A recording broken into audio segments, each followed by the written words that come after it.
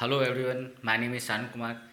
इससे पहले वाले लेक्चर में हम लोगों ने क्या देखा था? पहले वाले लेक्चर में देखा था कि एक्सेलरेशन ड्यू टू ग्रेविटी जो जी होता है, स्मॉल जी, वो हाइट के साथ और डेप्थ के साथ कैसे वैरी करता है। हमने देखा था जब सरफेस से ऊपर ले जाओ, मतलब सरफेस से ऊपर मतलब कितना, मतलब ज़्यादा है, ऐसा नहीं 2 4 5 किलोमीटर ले जा रहे हैं, बहुत ज़्यादा ले जा रहे हैं किलोमीटर, तब पर भी क्या हो रहा है, जी में क्या हो रहा है, चेंज आ रहा है, जी का वैल्यू जो क्या हो रहा है वो कम हो रहा है। और सरफेस से जब नीचे ले जा रहे हैं तब पर भी क्या हो रहा है, जी का वैल्यू क्या हो रहा है, कम हो रहा है। ठीक है, उसका फॉर्मूला भी देखे थे। अब देखो, जो जी का जो मैक्सिमम वैल्यू है वो क्या होता है, सरफेस ऑफ अर्थ पे आता है, वो कितना होता है 9.81 मीटर पर सेकेंड स्क्वायर, जो कि क्या होता है सरफेस पे क्या होता है, मैक्सिमम होता है। जैसे इसके ऊपर जाते हैं तो पे भी कम होता है, नीचे जाते हैं तो पर भी कम होता है। अब देखो, एक चीज़ अपने को और पता है कि अर्थ जो है वो पूरा स्फेरिकल शेप का नहीं है, ठीक है, स्फेयर नहीं है, वो क्या है, थोड़ा चिपटा है। ठीक है, ऐसे लो इसको दबा दो तो चिपटा है थोड़ा, मतलब यहाँ पर जो रेडियस एट पोल है, अगर मान लो ये रेडियस एट पोल है वो ज़्यादा होता है, रेडियस एट इक्वेटर जो है वो ज़्यादा होता है रेडियस एट पोल से। ठीक है, इक्वेटर पे ज़्यादा होता है रेडियस, पोल पे क्या होता है, कम होता है। और एक बात है, अर्थ जो है अपने एक्सिस पे क्या करता है, रोटेशन करता है, और सन के अराउंड क्या करता है, रिवॉल्यूशन भी करता है। जो अर्थ रोटेशन करता है उसका टाइम पीरियड कितना होता है, 24 आवर्स। ठीक है, 24 आवर्स में एक बार क्या करता है, अर्थ अपने एक्सिस पे रोटेट करता है, रिवॉल्यूशन भी करता है। रिवॉल्यूशन में कितना टाइम है, 365 डेज एंड 5 आवर्स। तो उसमें क्या होता है, एक बार सन के अराउंड क्या करता है, रिवॉल्यूशन करता है, तो 1 ईयर कंप्लीट हो जाता है। तो इस लेक्चर में अभी अपन क्या देखेंगे, इस लेक्चर में देखेंगे कि अर्थ के रोटेशन से, अब देखो अर्थ रोटेशन भी करता है, तो अर्थ के रोटेशन से क्या इफेक्ट आता है जी पे, एक्सेलरेशन ड्यू टू ग्रेविटी पे जी जो होता है उस पर क्या इफेक्ट आता है, अर्थ के रोटेशन से। अर्थ रोटेट करता है तो उससे क्या आता है, इफेक्ट आता है जी में। ठीक है, जैसे देखो मान लो तुम जो ब्रेक डांस होता है, ठीक है, वो जो रोटेट करता है और जो घूमता है, ठीक है, अम्यूजमेंट पार्क में देखोगे तो ये जो अपने एक्सेस पे भी रोटेट करता है, वो जो पूरा का पूरा जो डिस्क है वो घूमता भी रहता है। तो जब तुम बिल्कुल मतलब फार एंड पे जाते हो, ठीक है, जैसे मान लो ऊपर से थे नीचे गए तो फार एंड पे जैसे गए, तो क्या होता है, तुमको थोड़ा बाहर की तरफ क्या लगता है, फोर्स लगता है। ठीक है, जो घूमते टाइम कोई भी चीज़ को, तो उसी चीज़ का अपन क्या करेंगे, यहाँ पे स्टडी करेंगे, जो बाहर जो फोर्स लगता है। सर्कुलर मोशन में बता रखा है, बाहर जब एक कोई बॉडी रोटेट करता है तो उस पर बाहर क्या लगता है, एक फोर्स लगता है। ठीक है, सेंट्रिपिटल फोर्स लगता है, उसका अपन स्टडी करेंगे। वो मैंने सर्कुलर मोशन में बता दिया है। अभी क्या है, बस उससे रिलेटेड देखेंगे कि क्या आता है इफेक्ट अर्थ के रोटेशन का। तो इसको देखते हैं।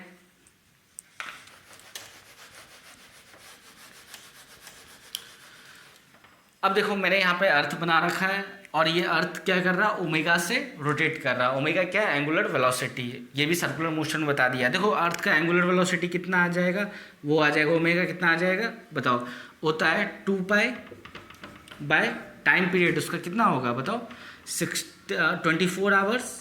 अब इसको सेकंड में लिखे तो 24 × 60 मिनट में आ गया, और फिर 60 से मल्टीप्लाई कर देंगे तो किसमें आ जाएगा, सेकंड में। तो ये क्या आ गया, रेडियन पर सेकेंड। तो ओमेगा अर्थ का क्या आ गया, 2 पाई/24 × 60 रेडियन पर सेकेंड।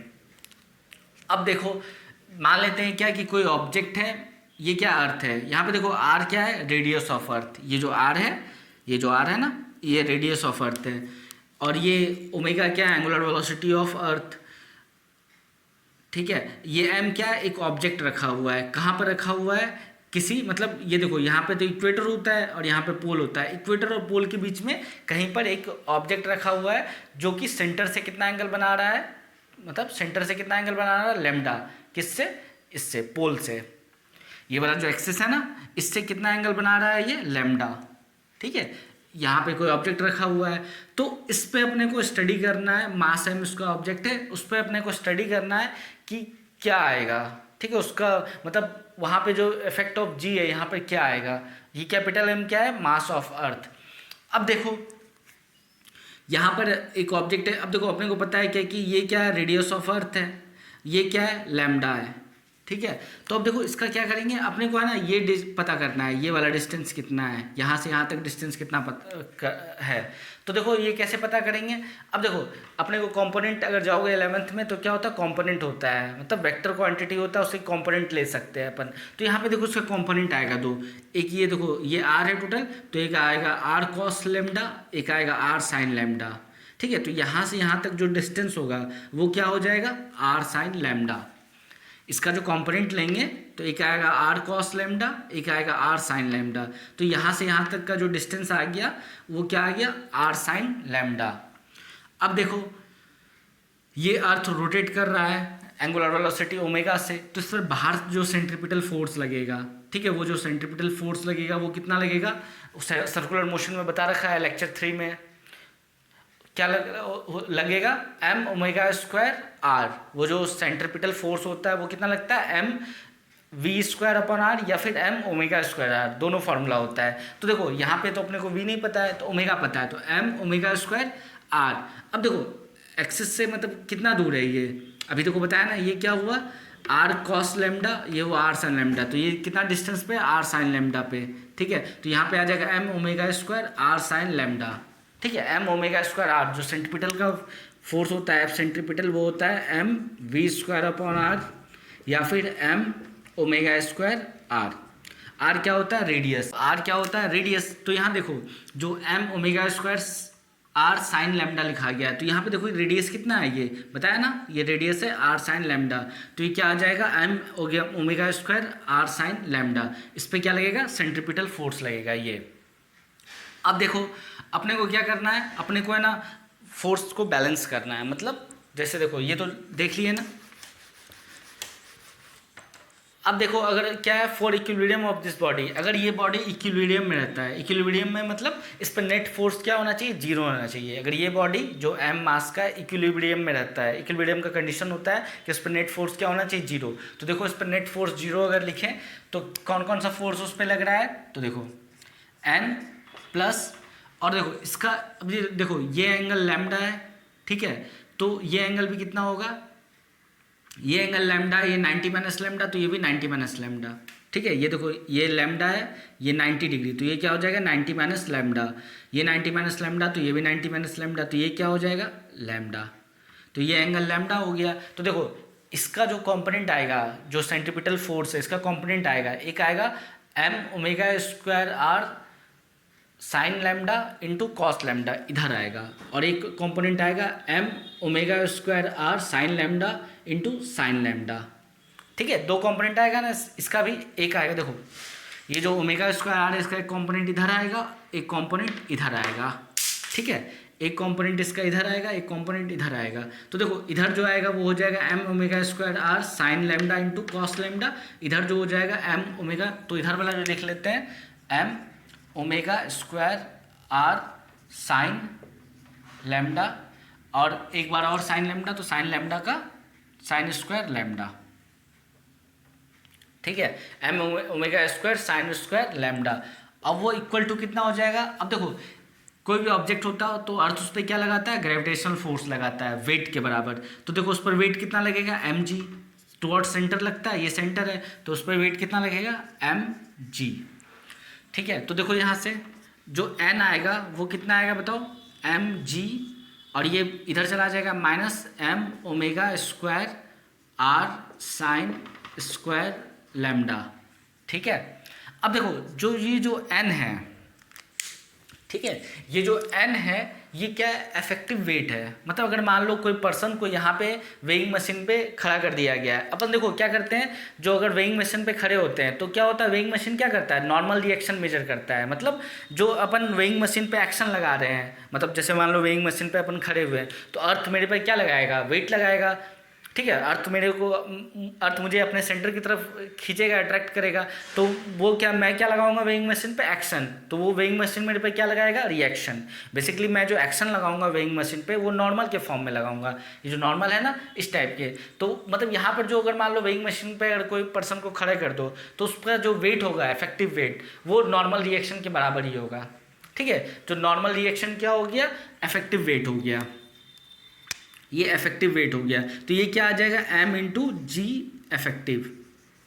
ये नॉर्मल रिएक्शन क्या हो गया यहाँ पे, इफेक्टिव वेट, इफेक्टिव वेट, ठीक है। इफेक्टिव वेट जो होगा वो हो जाएगा m इंटू जी इफेक्टिव, ये हो जाएगा M G minus M omega square R sine square lambda. अब देखो यहाँ से देखो क्या है कि है ना, m यहाँ पर भी है, यहाँ पर भी, यहाँ पर भी है, तो तीनों कैंसिल कर दो, तो यहाँ से देखो जी इफेक्टिव जो आ गया, ठीक है। जो नॉर्मल रिएक्शन जो होता है ना, जो नॉर्मल रिएक्शन अपन लगाते हैं वेइंग मशीन पे, वही उसी को क्या होता है, उसी को वेट के फॉर्म में वो मेजर करता है, वेइंग मशीन जो उसी को वेट के फॉर्म में मेजर करता है। तो यहाँ पे ये जो नॉर्मल रिएक्शन आया, यही वेट होगा उसका, उस पर्सन का वहाँ पर। तो देखो वो क्या आ जाएगा, एम जी इफेक्टिव आ जाएगा, तो वो आ जाएगा G minus omega square R sine lambda, ठीक है। ये अपना क्या हो गया फॉर्मूला, मतलब अर्थ के रोटेशन के कारण जो इफेक्ट आएगा जी में, वो इसका फॉर्मूला ये आ गया। अब देखो इसमें क्या है कि ना, तुम लेमडा को वैरी करो, अगर लेमडा को तुम रख दोगे जीरो, लेमडा को जीरो रख दोगे, मतलब लेमडा को जीरो मतलब करना, मतलब ये लेमडा को कम कर दो ऐसे, तो पोल बन जाएगा। पोल पे क्या हो जाएगा, लेमडा जीरो को रखोगे तो ये क्या आ जाएगा, सॉरी ये साइन स्क्वायर लेमडा आएगा। तो लेमडा को जीरो कर दोगे तो जी इफेक्टिव पोल पे क्या आ जाएगा, जी के बराबर आ जाएगा। और लेमडा को 90 डिग्री कर दोगे, ठीक है, लेमडा को जब 90 डिग्री कर दोगे तो ये क्या आ जाएगा, ये 90 डिग्री करने पे ये 1 हो जाएगा, तो ये आ जाएगा G minus omega square are. मतलब कहने का मतलब एट पोल लेमडा कितना हो जाएगा, लेमडा देखो, लेमडा यहाँ पे पोल पे क्या हो जाएगा zero, lambda equal to zero, तो जी इफेक्टिव कितना आ जाएगा बताओ, इफेक्टिव जी वो, अब देखो यहाँ पे जीरो रखेंगे तो ये टर्म जीरो हो गया पूरा, तो जी इफेक्टिव जी के बराबर आ जाएगा। एट इक्वेटर लेमडा कितना है, लेमडा हो जाएगा इक्वल टू 90 डिग्री, ठीक है। देखो लेमडा बढ़ते बढ़ते 90 डिग्री हो जाएगा इक्वेटर पे, तो तब देखो जी इफेक्टिव क्या आ जाएगा, जी इफेक्टिव, तो जी इफेक्टिव क्या आ जाएगा, यहाँ पे देखो 90 डिग्री रखेंगे तो क्या आ जाएगा, साइन 90, यहाँ पे 1 हो जाएगा, तो ये आ जाएगा G minus omega square are, ठीक है। तो ये जी इफेक्टिव क्या आ जाएगा इक्वेटर पे, देखो तो अब बताओ जी इफेक्टिव कहाँ पर जाता है, पोल पे या इक्वेटर पे, देखो पोल पे जी इफेक्टिव ज़्यादा है, और इक्वेटर पे क्या है, ओमेगा स्क्वायर आर का फैक्टर से क्या हो गया, कम हो गया। जी में ओमेगा स्क्वायर आर माइनस कर दिए तो वो क्या हो गया, तब बना, और यहाँ पे जी है तो यहाँ पर जी इफेक्टिव इक्वेटर पे क्या हो गया, कम हो गया। वैसे एक और तरीके से अपन देखेंगे, इसको नोट कर लो। अब देखो अभी जो इससे पहले बताया वो क्या है, अपने सिलेबस में उसका डेरिवेशन नहीं है, मतलब 9th का किसी भी बुक को उठा के देख लो, उसमें डेरिवेशन नहीं है। तो उसमें मैंने कंपोनेंट ऑफ वेक्टर भी लिया है, ठीक है, और फिर वहाँ मैंने सेंट्रीपिटल फोर्स भी लिया है, और वहाँ पे मैंने इक्विलिब्रियम का भी कॉन्सेप्ट लिया है। तो क्या है कि वो अपने सिलेबस में नहीं, लेकिन तब पर भी बता दिया गया है कॉम्पिटिटिव एग्जाम के पर्पज़ से, मतलब हायर स्टैंडर्ड में जाओगे तो ये सब तो देखना ही है, तो ये पहले ही बता दिया गया। अब देखो ये अपने सिलेबस में है, अपने को पता है the earth is not a perfect sphere, मतलब ये देखो थोड़ा क्या है, चिपटा टाइप का है, ठीक है, संतरा बोलते हैं या फिर ऑरेंज उस टाइप का है। तो देखो यहाँ पे क्या है, ये ओमेगा एंगुलर वेलोसिटी से मान लो रोटेट कर रहा है अर्थ अपने एक्सिस से, ये एक्सिस बेसिक रियल में क्या होता है, एक्सिस टिल्ट होता है थोड़ा सा, ठीक है, एक्सिस क्या होता है, थोड़ा सा टिल्ट होता है, ऐसे मैंने ऐसे बना रखा है अभी। तो अब क्या रोटेट कर रहा है, तो यहाँ पे देखो ये क्या है, रेडियस एट इक्वेटर पे रेडियस इतना है, पोल पे इतना है, ठीक है, ये रेडियस एट पोल हुआ। अब बताओ कहाँ दिख रहा है ज़्यादा है रेडियस, इक्वेटर पे या पोल पे, इक्वेटर पे रेडियस क्या है, ज़्यादा है, ये लेंथ ज़्यादा, ये लेंथ कम है।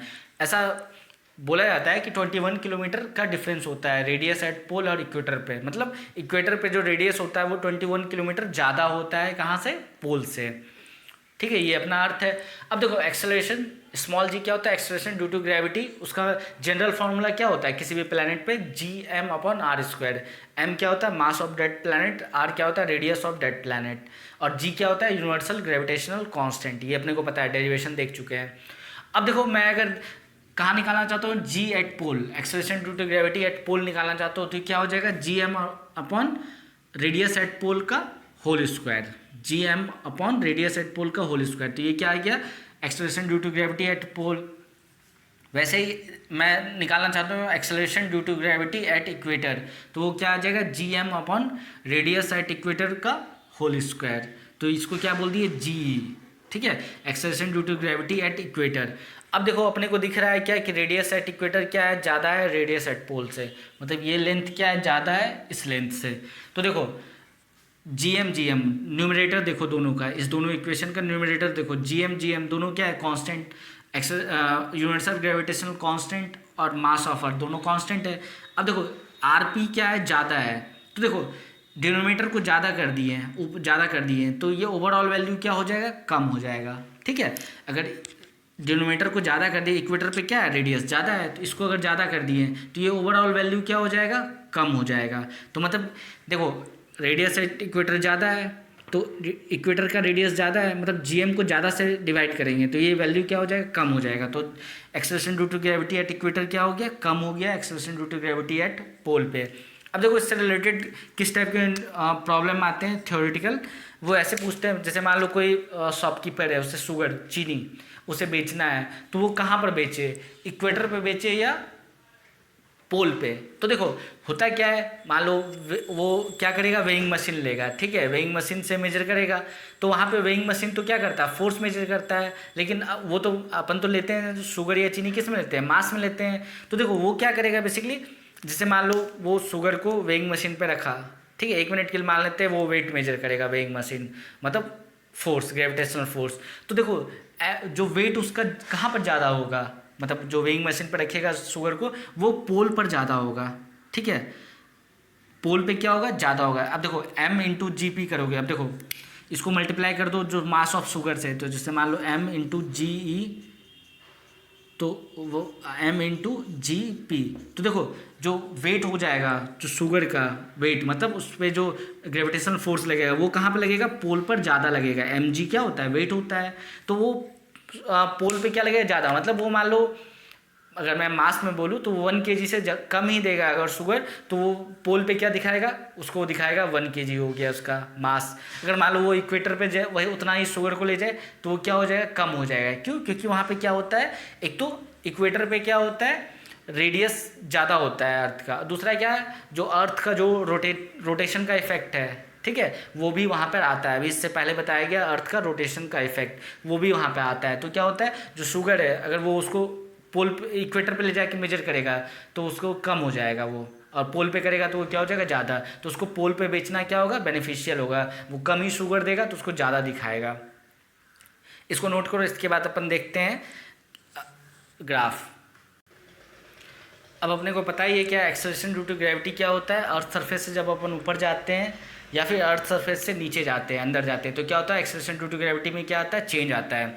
तो देखो उसका ग्राफ कैसे आता है, वाई एक्सिस पे, इसको क्या कहते हैं, वाई एक्सिस पे क्या लिखा, एक्सेलरेशन ड्यू टू ग्रेविटी, ठीक है। जीडी मतलब acceleration due to gravity at some depth, earth surface से कितना डेप्थ में गया है। जीएच मतलब acceleration due to gravity at some height H, ठीक है। अब देखो, और इधर क्या है, इधर है distance from centre of earth, मतलब सेंटर ऑफ अर्थ से किधर जा रहे हैं। तो देखो अगर मान लो सेंटर ऑफ अर्थ से धीरे धीरे बाहर ऊपर की ओर जा रहे हैं, जैसे मान लो ये जो स्मॉल आर है ना, स्मॉल आर, कैपिटल आर यहाँ पे क्या, देखो यहाँ से समझो, कैपिटल आर क्या है, रेडियस ऑफ अर्थ, और स्मॉल आर क्या है, स्मॉल आर जो बेसिकली इस एक्सिस पे जो स्मॉल आर है वो डिस्टेंस फ्रॉम सेंटर, मतलब जैसे यहाँ से ऐसे जा रहे हैं अपन यू ऐसे, ठीक है। तो देखो पहले यहाँ पे क्या है, सेंटर ऑफ अर्थ पे है, तो यहाँ पे डिस्टेंस क्या हो जाएगा, डिस्टेंस फ्रॉम सेंटर, यहाँ पे क्या हो जाएगा, डिस्टेंस 0। जैसे जैसे अपन देखो जा रहे हैं बाहर, ऊपर जा रहे हैं, ठीक है, सेंटर ऑफ अर्थ से ऊपर जा रहे हैं, तो देखो एक केस में जब आर जो क्या है, जो स्मॉल आर है वो रेडियस ऑफ अर्थ से कम है, ठीक है, जो स्मॉल आर है वो रेडियस ऑफ अर्थ से कम है, तो ये वाला कंडीशन हुआ यहाँ से यहाँ तक, ठीक है। तो वहाँ पे देखो क्या होता है, एक्सेलरेशन ड्यू टू ग्रेविटी होता है, वो लीनियर, उसका जो ग्राफ आता है वो लीनियर आता है। अब जैसे मान लो जब आर, ये जो स्मॉल आर है वो रेडियस ऑफ अर्थ के बराबर हो जाए इस वाले पॉइंट पे, स्मॉल आर क्या हो गया, कैपिटल आर के बराबर हो गया, तो वहाँ पे जो एक्सेलरेशन ड्यू टू ग्रेविटी होता है वो होता है 9.8 मीटर पर सेकेंड स्क्वायर, मैक्सिमम है। अब देखो मतलब अगर तुम मान लो अर्थ सरफेस से नीचे हो, ठीक है, अर्थ सरफेस से, ये सेंटर हुआ अर्थ सरफेस का, ये अर्थ सरफेस है, उससे अगर अंदर हो तो देखो यहाँ पे देखो जी का वैल्यू क्या आया, ये आया, यहाँ पे जी का वैल्यू क्या आया, ये आया, यहाँ पे जी का वैल्यू ये आया, सेंटर पे जी का वैल्यू क्या आया, 0। अपने को पता है, देखो जी डी का फॉर्मूला क्या था, G D equal to G 1 - d/re, ठीक है। और जो जी एट हाइट एच वो क्या था, जी 1 minus 2h upon R E, ठीक है। डी क्या था, depth from earth surface, H क्या था, हाइट फ्रॉम अर्थ सरफेस। तो देखो, तो यहाँ से यहाँ तक क्या है, ग्राफ लीनियर है, मतलब जैसे जैसे तुम अर्थ सरफेस से सेंटर की तरफ, सेंटर से अर्थ सरफेस पे जा रहे हो तो जी का वैल्यू क्या हो रहा है, इंक्रीज हो रहा है। और अर्थ सरफेस पे क्या हो गया, मैक्सिमम हो गया। फिर ये जो आर, अगर ये जो स्मॉल आर है वो ग्रेटर देन आर हो गया, रेडियस ऑफ अर्थ से ज़्यादा हो गया। स्मॉल आर क्या हो गया, रेडियस ऑफ अर्थ से ज़्यादा हो गया, तो जी का वैल्यू क्या हो गया, वापस डिक्रीज हो गया। यहाँ पे देखो, अगर मान लो यहाँ पे जी का वैल्यू क्या आया, ये आया, तो क्या 9.8 से कम है। यहाँ पे जी का वैल्यू क्या आया, ये आया यहाँ पे, तो ये भी क्या 9.8 से कम है। तो ये क्या हो जाता है कि मैक्सिमम कहाँ होता है, सरफेस ऑफ अर्थ पे जो मैक्सिमम वैल्यू है। ये देखो इस ग्राफ का पीक क्या है, यहाँ पर है, तो मैक्सिमम कितना आया, 9.8 मीटर पर सेकेंड स्क्वायर, जो मैक्सिमम होता है अर्थ सरफेस पे। चाहे तुम अर्थ सरफेस से नीचे जाओ चाहे ऊपर जाओ, तो जी का वैल्यू क्या, अब देखो इसके इधर कोई भी पॉइंट लो, चाहे अर्थ सरफेस के अंदर चाहे अर्थ सरफेस के बाहर, जी का वैल्यू देखो किसी भी पॉइंट पे 9.8 से नीचे ही आएगा। समझ में आता है। जैसे इस, अगर मुझे देखना है इस पॉइंट पे जी की वैल्यू क्या है, तो यहाँ से यहाँ जाओ तो यहाँ पे मिल जाएगा। तो ये हो गया ग्राफ, ठीक है। यहाँ पे देखो ये क्या होता है, यहाँ पे जो लीनियर ग्राफ बनता है, यहाँ पे क्या बनता है, लीनियर नहीं बनता, नॉन लीनियर ग्राफ है, ये ध्यान रखना। और ये क्या होता है, जो एक्स एक्सिस है उसको टच नहीं करता है। तो यहाँ पे इस लेक्चर को एंड करते हैं। यहाँ पे ये मतलब अपना अच्छे से हो गया जी का मतलब इफेक्टिव जी का वैल्यू, ठीक है, हाइट के साथ, डेप्थ के साथ, और रोटेशन ऑफ अर्थ को भी कंसिडर किया, पोल किया कंसिडर, इक्वेटर और पोल दोनों कंसिडर किया। तो यहाँ पे लेक्चर को एंड करते हैं। अगर अभी तक चैनल को सब्सक्राइब नहीं किया है तो चैनल को सब्सक्राइब करो, और अपने फ्रेंड्स के साथ, अपने रिलेटिव्स के साथ क्या करो, शेयर करो। Thank you.